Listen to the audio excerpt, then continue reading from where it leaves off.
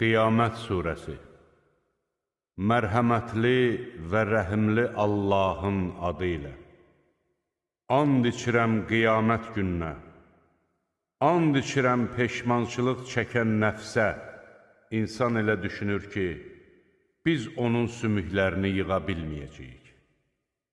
Mütləq yığacağıq. Biz onun barmaq uclarını bərpa etməyə qadirik. Lakin insan bundan sonra da günah etmək fikrindədir. O, qiyamət günü nə vaxt olacaq deyə rişxəndlə soruşur. Gözlər bərələ qalacağı, ay tutulacağı və günəşlə ayın qovuşacağı zaman, o gün insan deyəcəkdir: hara qaçaq?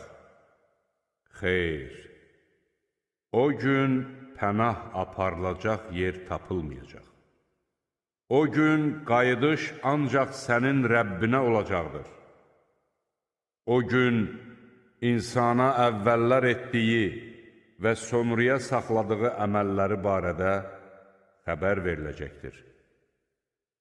Əslində, insan öz əleyhinə şahidlik edəcəkdir. Üzürlü olub-olmadığı bütün halları ortaya qoysa.